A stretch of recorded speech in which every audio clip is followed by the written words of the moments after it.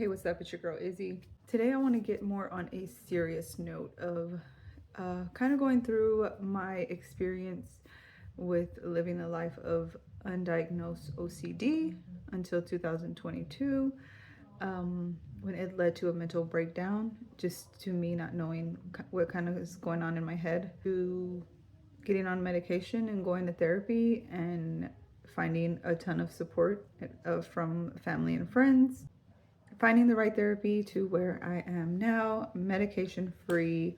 It's about day 20 that I'm medication free, and just let y'all know how I'm doing with all of that.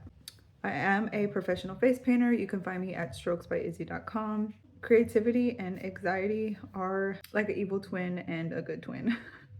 It's like if you have one, you're pretty much probably going to have the other. I know that most creative people deal with some type of like mental struggle, and definitely deal with anxiety. I am an accountant, but I love to paint. Something I did, okay? I didn't know this then, but looking back to my childhood, I had a lot of tendencies. First of all, I was highly bonded to my mom in every kind of way, physically, like she was my everything. Dealing with her own trauma, she always tried to keep us safe. I think that it just developed this really pessimistic mentality ever since I was little. Started with the just right OCD theme. So it attacked just like little things until it really attacks those really important things, and that's where you're like, whoa, something's going on here. I say like when I was probably around like 4 or 5. First of all, I had a very high attachment to my Barney, and for those who don't know who Barney is, shame on you. He is actually about 33 years old.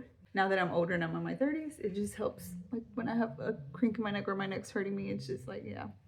To me, it started off with this. If I didn't have this, I went nuts as a toddler. This is my part 1. Follow me if you want to hear the other parts of my story. It's super long. I've been through an entire process. Just trigger warnings. I do mention harm OCD, unaliving OCD. And so I just want to send that trigger warning out there, because I know that during the time that I was going through my mental breakdown, and like the thoughts were just like invading, and I was just so out of it. The things that I were triggered by felt literally like life and death. Like nobody would be able to understand unless you have OCD. So definitely a trigger warning for future videos. Yeah, so stay tuned.